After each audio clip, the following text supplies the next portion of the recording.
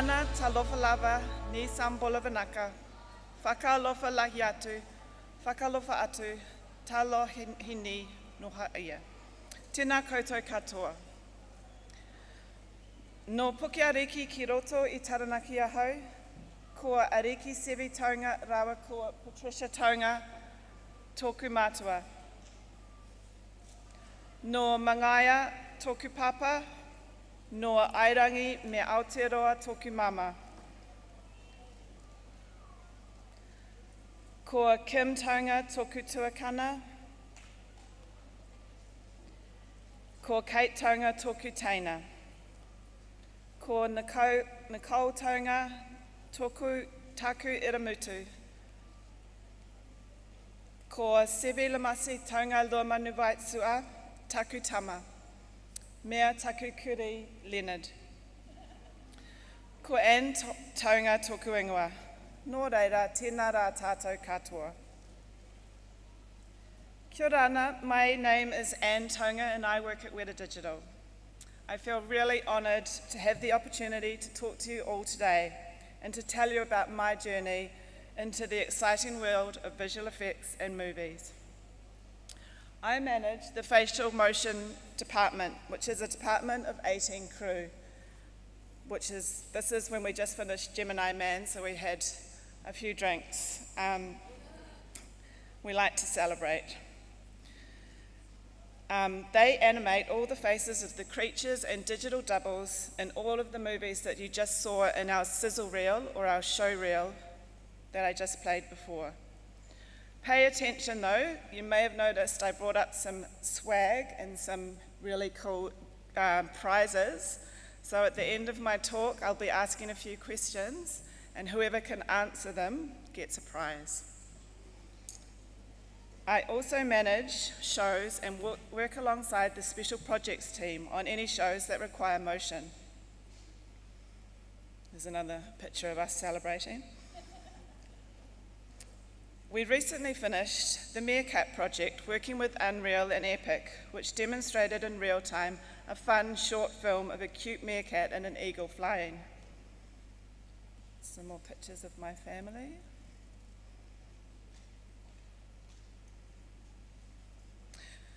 I started studying a law degree and a Bachelor of Arts in Theatre and Film at Victoria University of Wellington, but I found a passion for film and drama, so I dropped law and continued on studying that before graduating in 1994. I then started studying a postgraduate diploma in Library and Information Systems. I was interviewed for a company that I'd never heard of before in 1999. That company happened to be Weta Digital. We were working on, that company happened to be Weta Digital.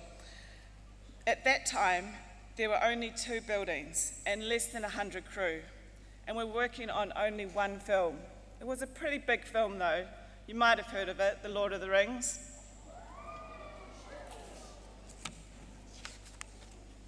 We now have over 1,500 crew, which is about the number of people in the auditorium today, and we have a dozen different buildings, and we're working on about 15 shows. I started out as a production assistant on Lord of the Rings, doing jobs like stapling storyboards together. Back then, we didn't have cell phones.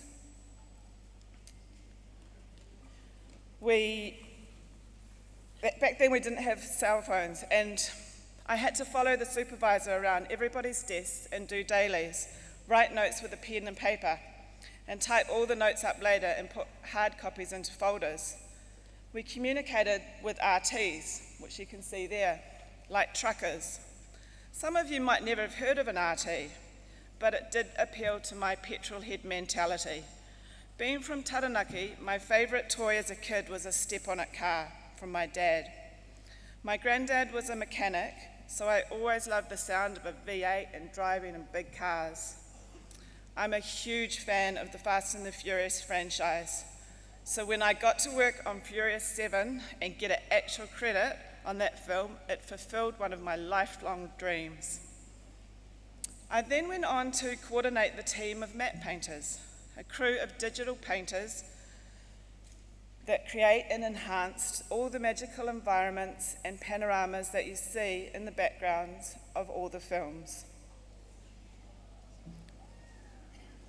We didn't have smartphones or laptops. Times and technology have changed a lot. There are so many different platforms now that we work with, and it's all around you today. Some of which you will see when you go and check out our booth in the Imagine Zone, where you can pop on a headcam, just like Andy Serkis did when he played Gollum, or Captain Haddock when he played in Tintin, or when he played Caesar in our Apes films. Even though technology has developed and progressed and changed, the main essence has stayed the same. We still need all the people. They say it takes a village to raise a child. Well, it takes a whole community to raise a film. He aha te mea nui o te ao, he tangata, he tangata, he tangata. Everyone is important, from the crew that make sure that we always have enough coffee and fruit and clean our kitchens, and the crew that make the hundreds of tiny tracker markers on the Meerkat suits that you'll all see in the Imagine Zone today, down to the supervisors that give our artists notes and creative guidance to deliver amazing shots to our clients. When I thought about how I could inspire you, I thought about what I was doing at your age. Admittedly, it was quite a long time ago. My favourite thing was my trampoline, and I was really possessive about it. I didn't really want anyone else in the neighbourhood playing on it. My mum got so sick of me always being on the trampoline and scaring away the neighbourhood kids that she locked me out of the house. So I had to sleep on it all night with my cat Tara. Mind you, I was frequently getting locked out of my house. As being the middle child, I was often forgotten about. So I would take off on my Raleigh 20, all by myself on my own adventures, never to be seen again, until I got hungry. We were one of the poorest families on our street. All the wealthy kids would come over to our place though, as we had a dressing up box. So we created our own characters and ended up having to wear a lot of those outfits to our school fancy dresses. In the end, when I thought about inspiring you guys, I decided to talk about myself and my whānau, as they have been the solid support in my life and have helped me deal with the many ups and downs in my life so far, both in my personal life and my career life. I did have a love for organising things and cataloguing books. Me and my younger sister, Kate, would rent out all the books in our neighbourhood, in our bedrooms, to the neighbourhood kids and stamp them and fine them if they didn't bring them back in time. I guess that's how I got to like databases and organising and managing the time of others, which is a lot of what I do today. Managing creatives and giving them time frames to get the best shots out on a budget. I'm really good at managing other people's time and schedules, not so great at managing my own.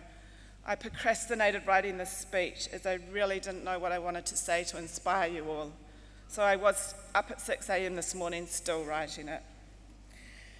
My mother taught me that education is the one thing that no one can take away from you, so I got a degree. My sisters taught me to always stick up for myself and never back down in a fight or an argument, of which there are many in my family and very heated ones. However, it has taught me, being the middle child, that I do in fact have a voice, and if I don't use it, I won't get heard. My son Sevi, who's with me today, has taught me many things, but mostly to care about someone other than myself, and to listen and learn and be patient. He levels me every single day. Children can drive you absolutely crazy, but you love them unconditionally, and thankfully that's something that I have in my life today. It's really important to find your passion. You might not know what it is, but that's okay. But there is only one you, and you all have your own story to tell.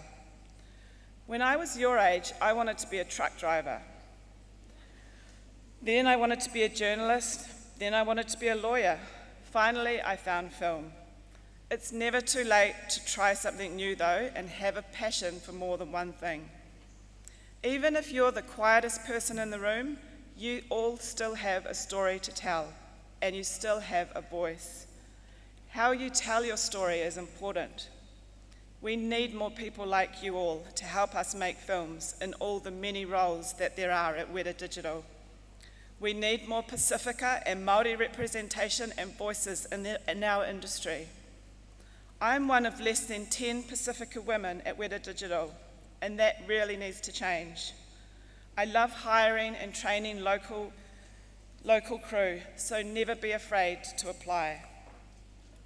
Also, find that one person in your life that believes in you and take strength from them. You only need one. It could be your mum or your dad, your auntie or your uncle, your best friend, or even the man down at the dairy that believes in you. Make some space for yourself and do what you love. Find your voice and tell your story. Don't take anything for granted. You will fail and you will learn, but use that as an opportunity. I've failed many times. I was almost fired from my first job as a cleaner after school at my old high school. And as my office mates will attest to, cleaning and housework and a tidy office is really not my forte or strong point. When the work dried up on Lord of the Rings and my contract ended, I thought that was the absolute worst thing that could have ever happened to me. But I ended up getting a job at Animal Logic over in Sydney, which is another visual effects company. I was there for 4 years. I was dreadfully homesick, and I was on the phone to my mum every day at 5 a.m, crying to my poor, long-suffering mum, but I ended up loving it and working on George Miller's Oscar-winning Happy Feet. That's George Miller there, and me in a silly dress.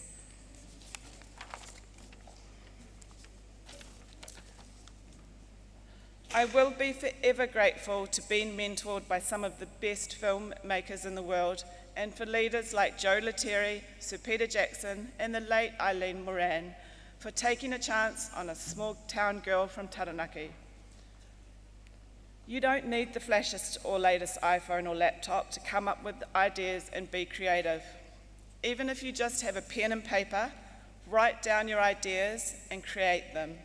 Observe your own life and tell your stories every day. You never know, one day that mad idea that you think up of in your bedroom could turn into a blockbuster film. Nō reira, nāku noa tēnā rā tātou katoa.